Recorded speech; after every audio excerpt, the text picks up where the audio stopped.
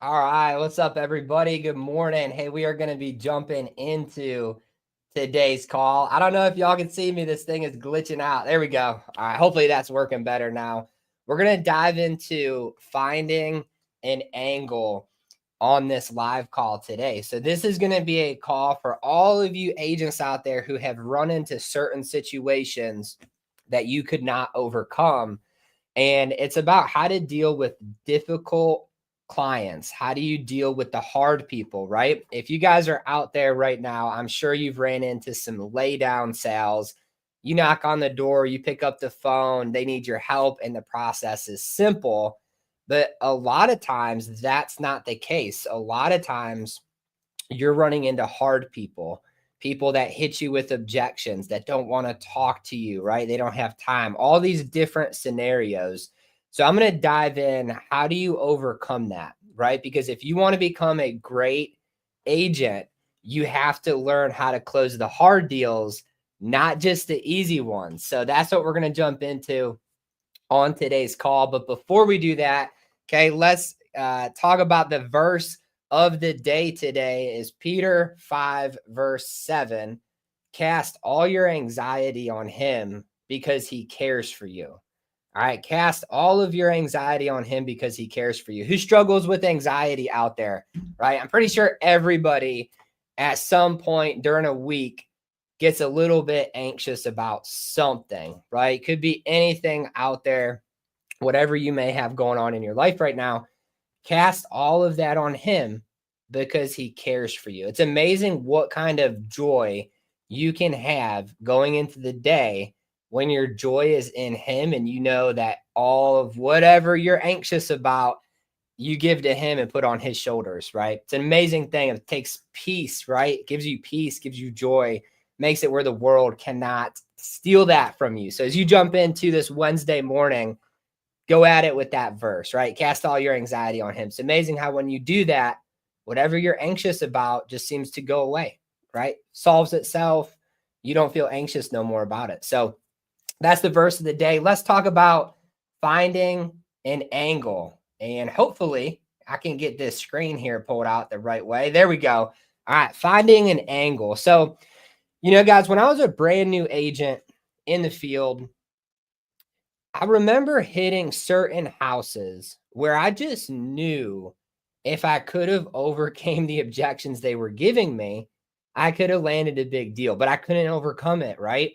I remember sitting with clients who told me things like they were good, they've already got this taken care of, all of these different things. And remember thinking like I just took their word for it, right? Moved on to the next house. But believe it or not, guys, most of who you talk to is going to hit you with one of these situations. And if you learn how to overcome it, you're going to close a lot more deals. So if you are running into these things, make sure you take notes and make sure you practice this. Guys, insurance is a game. Selling insurance is a game. It's like playing baseball, basketball, volleyball. It's a competition, right? And the better you practice, the more you practice, the better you're going to get. So make sure you're viewing this career like a game. It's like you're playing Monopoly out there, right? And you got to figure out how to move the pieces around. So finding an angle. You guys can feel free if you've ran into a situation so far this week that you couldn't overcome, drop it in the WhatsApp chat. I can't promise you I'll be able to read all of them, but drop it in there. And if I have time, I will go over that situation too. You can put it there or you can put it in the comments section. So let's talk about this one, right? Shout out to Mariah. She shared this one with Alicia, something that she was running into this past week. There was no family, there's no loved ones, there's no beneficiary, there's no need, right? The person is just them. They don't have anybody in their life to take care of them. They don't have anybody in their life to give the life insurance money to. Okay. How many of you guys have ran into this situation? Initially, when I used to get hit with this one, I used to think this is just somebody I can't help, right? They have no actual need for insurance. But then it clicked in my head one day. This person actually needs the life insurance more than any other client. All right. I know that might sound funny, but why is that? Guys, there's a thing, all right, inside of the life insurance that we sell. It's called living benefits. All right. What do living benefits do?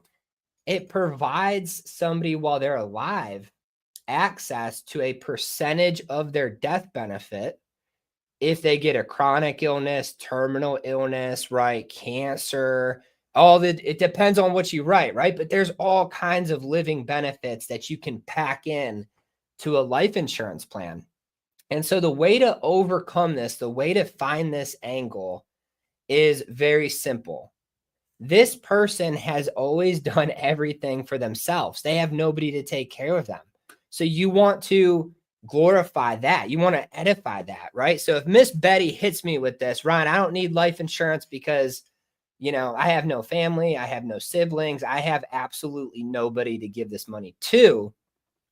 I sit back for a second and I say, gosh, Miss Betty, that means you've probably had to handle everything in your life by yourself forever, right? She's going to say yes. And I'm going to say, all right, Miss Betty, well, believe it or not, this product is not just for when you pass away to give money to somebody. You actually really need this because I imagine if you ever have to have nursing care, if you ever get terminally ill and sick, you probably have nobody to take care of you, right? You don't. Okay. I imagine you're probably going to need some financial assistance to help first a actual organization, right? Like a nursing facility to come in and help provide for you later on in life. So what I need to do is get that fixed for you. And then guys, what I'm doing is I'm showing her how inside this plan while she's living, if one of those situations arises, she has access to the money to be able to help her pay for those things. Okay. So you have to find the angle, but whatever reason the client is giving me, that's the reason that for my angle, right? You have no family. Holy cow. That means you're in charge of taking care of everything. You don't have anybody to help you. We need to give you some assistance to be able to help pay for that when you're unable to care for yourself, in addition to your Medicare, your health, right? All of that stuff. So guys, if you just Google this, you will see so many stories of somebody who has a life insurance plan. They get cancer, they get a terminal illness, whatever the situation is, and they get this lump sum of money up front while they're living. And they can use it however they want to. They can go on their dream vacation. They can do whatever they want to do with it, right? You're giving them money while they're alive. So this angle, I love it when people tell me this now because I just get right into it, right? I talk about how they've had to care for themselves. It's all on their shoulders. Everything they do, they're the responsible one, right? And then we provide this solution.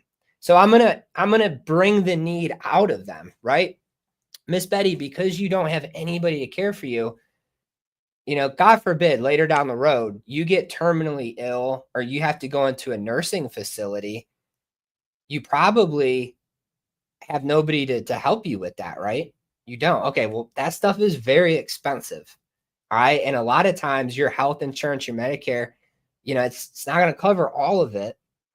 And in addition to that, when something like that happens, wouldn't you just like to have a bunch of money come into you that you can just do whatever you want, do something you've always wanted to do in your life, but you've never had the opportunity to do it because financially you just couldn't make it happen? Well, now you can, right? And guys, that's how you sell this one, right? Very simple. You got to dive into the living benefits, all right? And you have to tell the client why they need it, not ask them if they want it.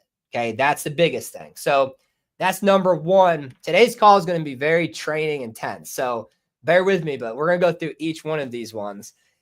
Here's a good one. Donating their body to science. All right. Who's hit this one? All right. Drop it in the comments or the WhatsApp chat. I've hit this one before. And, I remember, I think like my first week ever in this industry, I got hit with this objection. I'm like, I don't know what this, what do you say to that? Okay, bye. Have a good day. Now, guys, believe it or not, I've learned since then, you can't just donate your body to science. That's not how this works, right? You can't just be like, hey, take me away and cut me up and dissect me and investigate me. That's not how this works. If somebody's donating their body to science, they have to have that planned and approved ahead of time. Okay. So, like, a lot of people will do this to like the local colleges, the medical colleges, wherever they want to go. But guys, they don't just take everybody, right? They would have people come in, like, you have too many bodies stacked up outside the college to do that, right? So it's very limited. And so if somebody says, hey, Ryan, I'm donating my body to science, I'm gonna say, okay, hey, that's really cool.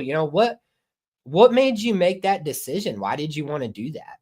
And I'm gonna get them talking to me about why they wanted to do this. I don't want to just shun them away, right? I want to actually understand, why'd you pick that decision, right? And I'm going to let them talk about it.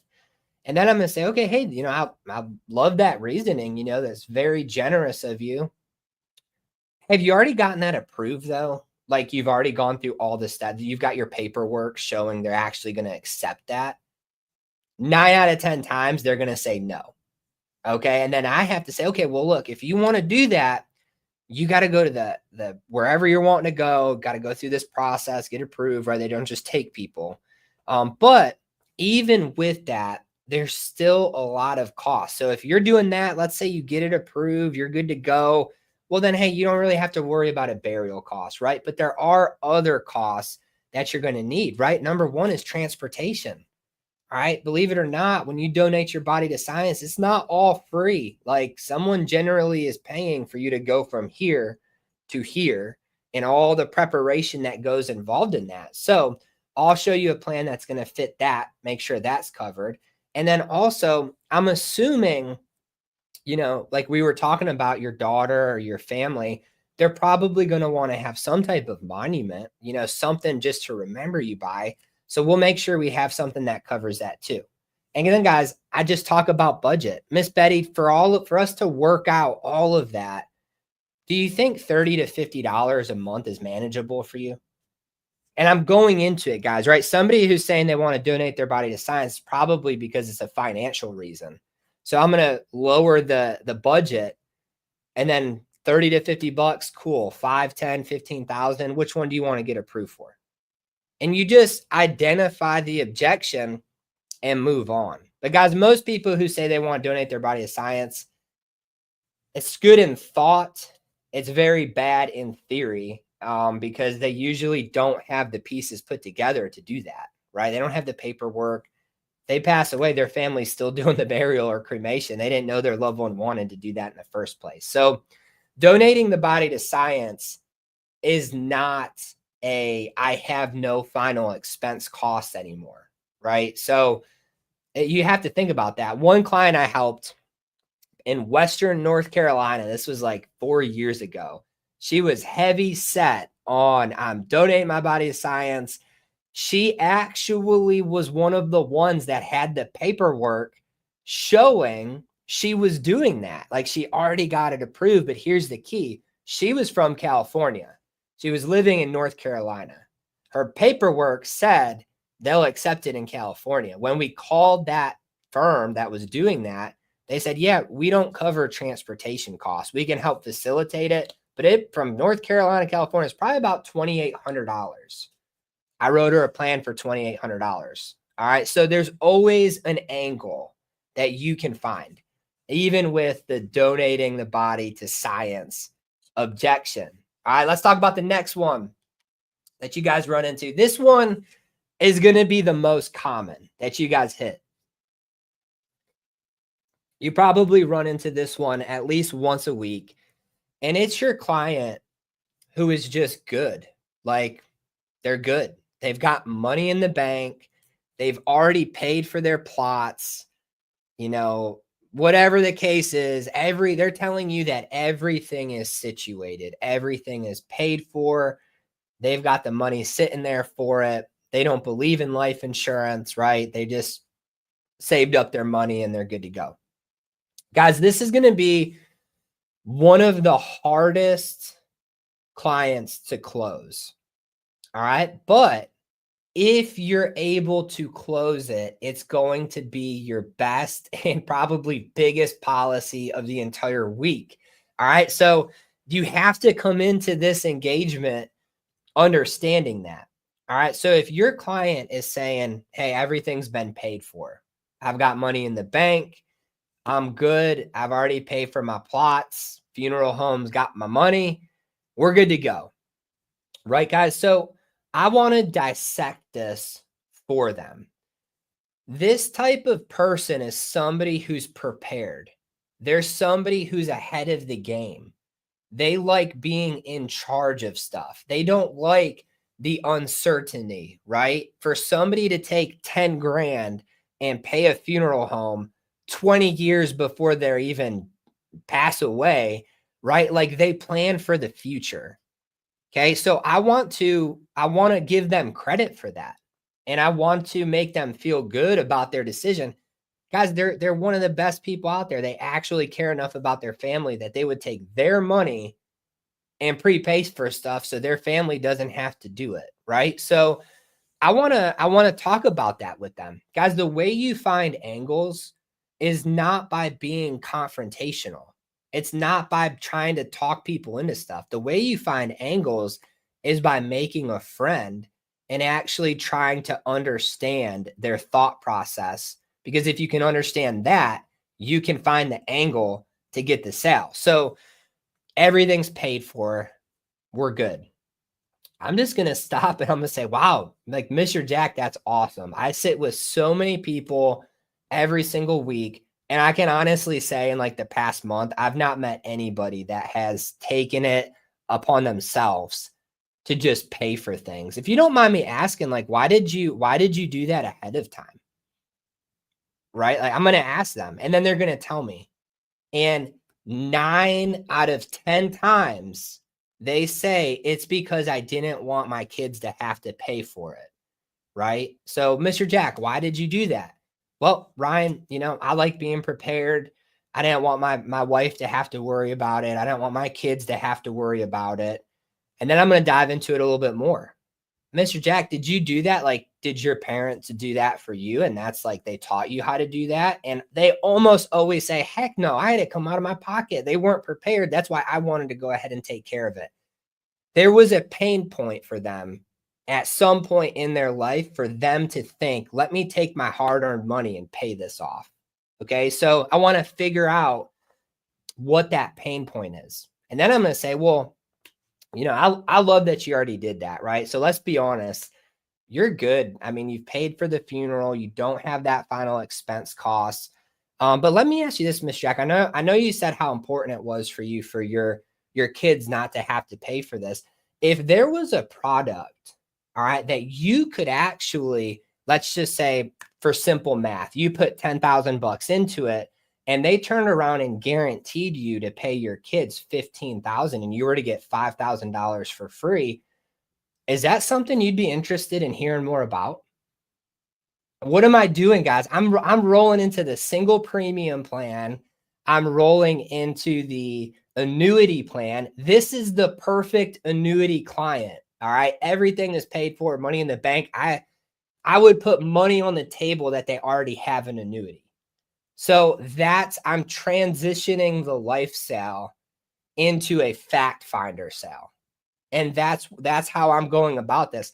Guys, if they paid for the funeral, I'm not going to turn around and be like, well, here's $10,000 for the funeral. You already paid for it. Who cares? Forget that sale. Let's move into the big one. Let's move into the fact finder. People like this are money-oriented people. And if you can show them how if they put $100,000 in an annuity and they get a 20% bonus and their account instantly goes to 120. So if they pass away, their loved one gets $20,000 more than if they stay where they're at. Perfect. Okay, guys, this is the client. Like I told you, they're very hard to close. But if you go into it with the right way, with the right mentality and you step your game up, right? This is where you got to really be more of a financially literate agent. You can uncover massive opportunities for the client that's hitting you with this objection. Okay. This is the annuity. This is the fact finder. This is the one, honestly, guys, if they just want to leave a legacy plan, right? Hey, Mr. Jack, I know you got money in the savings. You've already paid off your funeral, but I mean, heck, for $100 a month, if you could leave an extra $40,000 for your daughter, you'd probably be interested in that, right?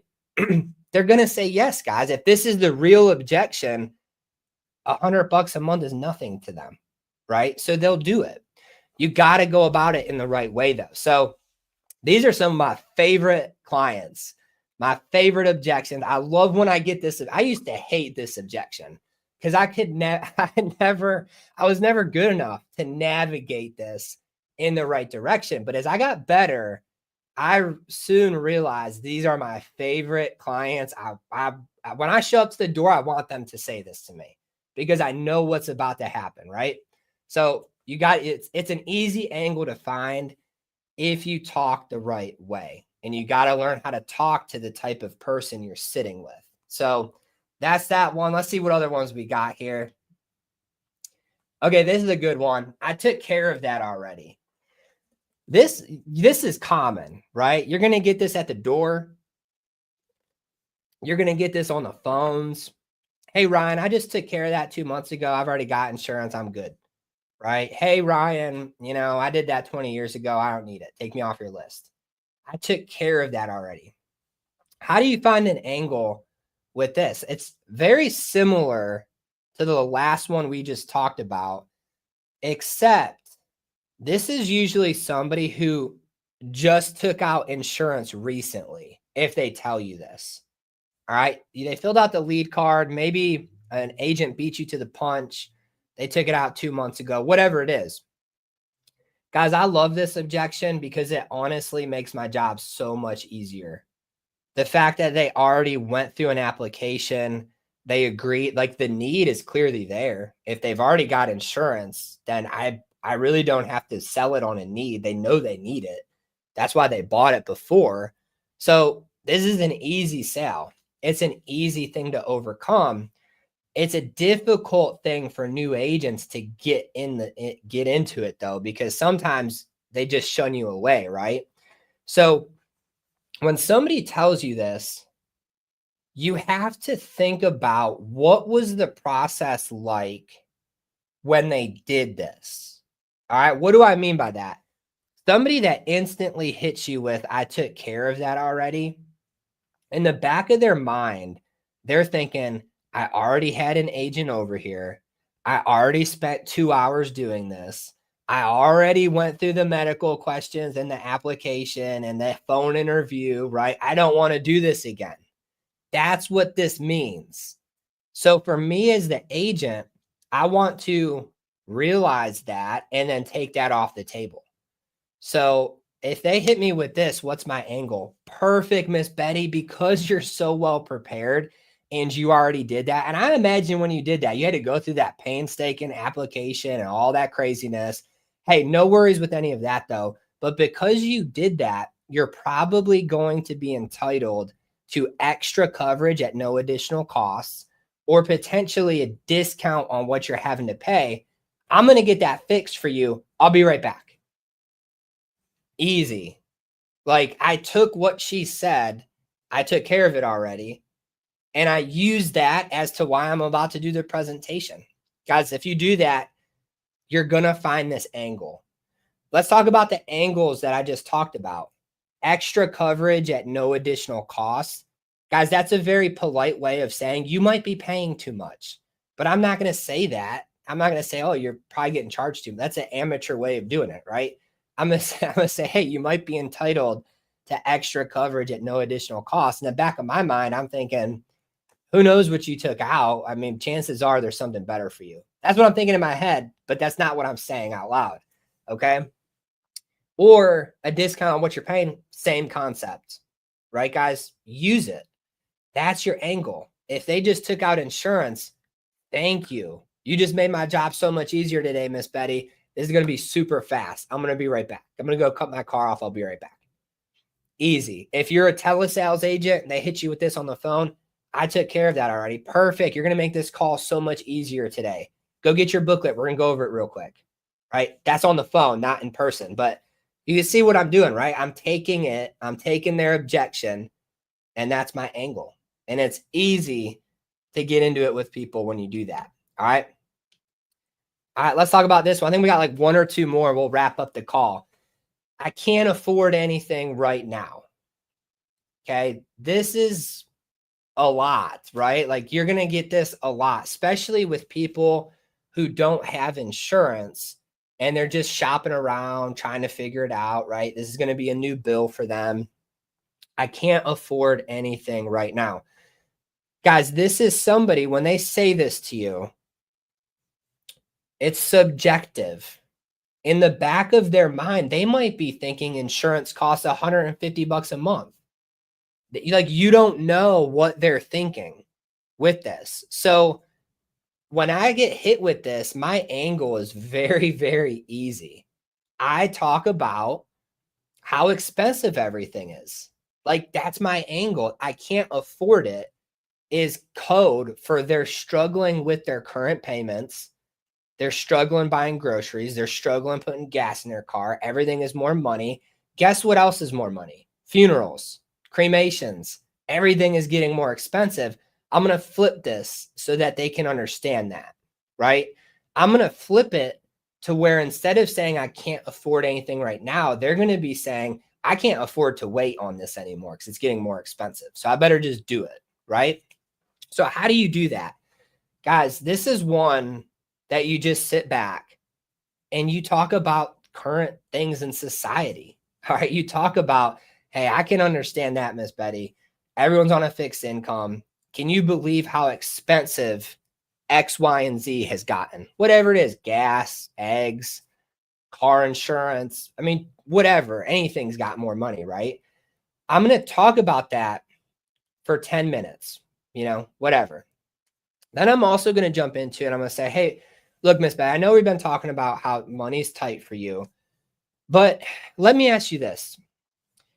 Let's say hypothetically, money was not an object, right? Like you won the lottery, right? You got all the money in the world.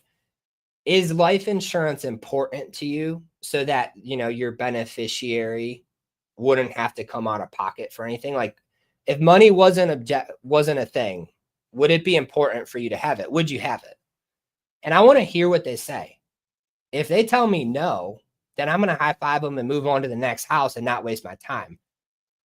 They almost always say, yeah, like I really want insurance, Ryan, but I just can't pay for it. Guys, people who say they can't afford it, they've probably never held a check for $20,000 in their hands. And their kids probably haven't either. And you can fix that. You can give that to them. Okay. But you have to be a good agent and you have to overcome this. So I'm going to say, well, look, Miss Betty, a lot of people think that insurance is more expensive than it really is. And if this wasn't important to you, like I would not be wasting your time. But since you told me it's important to you, it's also important for me that we can find something that actually works for you. So you're not worried about this anymore. Have you been worried about if something happens to you, how your kids are going to pay for it? Yeah, Ryan, I've been worried about that, right? So, all right, Miss Betty, look, what we're going to do, because I know money's tight right now, but what we need to do is just get you started on a starter plan. It's important for you to have something is better than nothing, but it's also equally as important that you're not like overdrafting your account and getting stressed out each month trying to pay this. So when we're looking at that, right, you could probably swing like $20 to $25. Like, do you think that would be manageable for you each month? Like 99% of the time, they're going to say yes. Guys, 15, 20, 30. People spend that at McDonald's in one day. Like they didn't understand when you phrase it that way. it makes it seem like it's not as expensive, right? Listen to how I say this. You could probably manage like $20 a month, right? People agree with the way I said that. If I said it this way, if I said it now, this plan's $20 a month. I know that's a lot more extra money, but what do you think? Then she's going to say no. But if I was like, it's only $20 a month, you could probably manage that, right? They always say yes. And so, guys, I'm selling whatever benefit I can get for $20 a month. It's easy. I don't care if it's $1,000 in insurance. It's worth it. It's important to her. I'm leading her in the right direction. So, and guys, I love these clients because there's been so many times. Just yesterday, y'all seen the picture I put in WhatsApp. Yesterday, I helped a client out with insurance years ago. And at the time, this was like 5 years ago. At the time, they got what they could afford. Like that's what it was. 4 years later, they called me back and said, hey, Ryan, we'd love to add to it. I know we got started with this one, like you said, but we financially, we're in a better spot. We could add some coverage to it. Guys, they'll be your client for life. All right. So starter plan. That's how you fix this. I can't afford anything. I've sold policies I'm not kidding, for $7 a month for like $1,000. And I don't care. It all adds up, right? I'm going to help that person. So that's how you beat this one. All right, guys. And this is the last one, and we'll wrap up the call. They got good coverage. They're now unhealthy. And the only thing that you can do is add on coverage. All right. This is hard. This is one of the hard ones. You roll up. Somebody took out a plan like 2.5 years ago. They're just out of the contestability period. Within the past 2 years, maybe they've had a health issue come up where you can't ethically change what they have. They need to keep what they have. So how do you do this? Guys, think about this stat. 80% of people who have life insurance generally say they don't have enough. So I'm going to dive into this, right? I'm going to edify them for getting coverage when they did.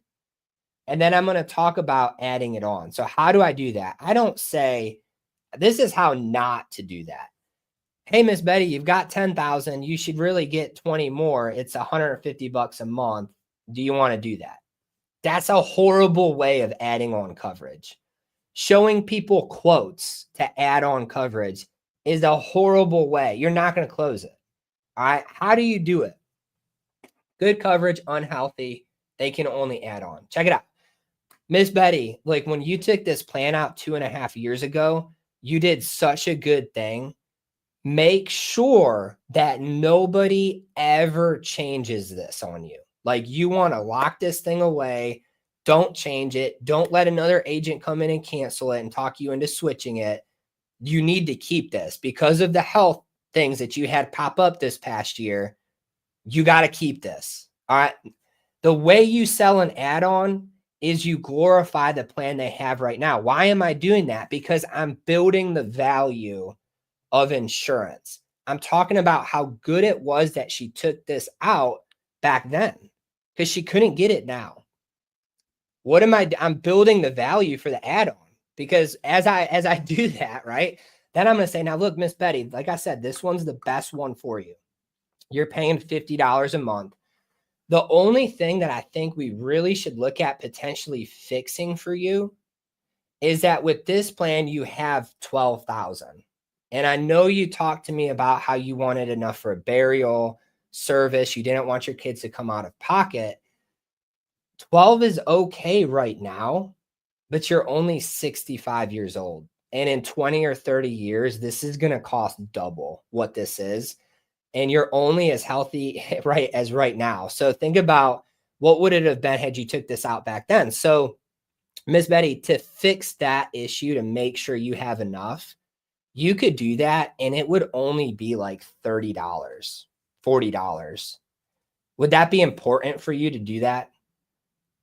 Always say yes. Where am I getting the $30 or $40 for? I'm getting that from the death benefit I think they really need to have. If Miss Betty's 65, she wants enough to cover a burial. She's got 12,000. She needs at least 15, right? Preferably 20. So I'm going to get 3K, you know, to get to 15, 7K to get to 20, and then 12 to get whatever in the 20,000s. I'm going to get that price range. And I'm going to say, Miss Betty, for like $40, $50 a month, you could lock this in and do that. I think that would be really good for you. Do you agree? That's how you add on coverage, guys. You glorify what they've got, build the value, and then you automatically talk about budget. You don't ask if they want to add it on.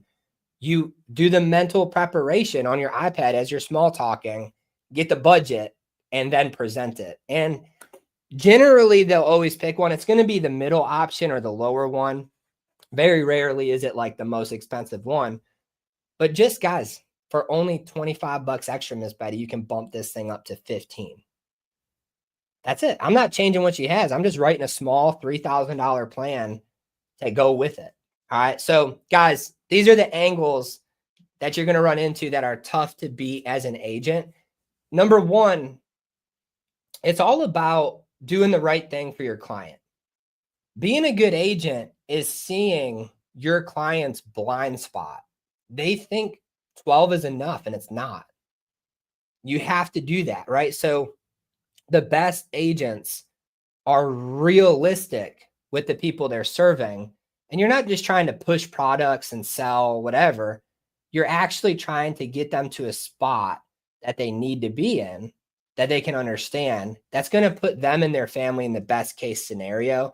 And if you run at this career with that on your mind, there's no limit to the success that you're going to have. So hopefully this call helped you guys some. Let's go crush this Wednesday, and we will be back here on Friday. Appreciate you guys for jumping on here.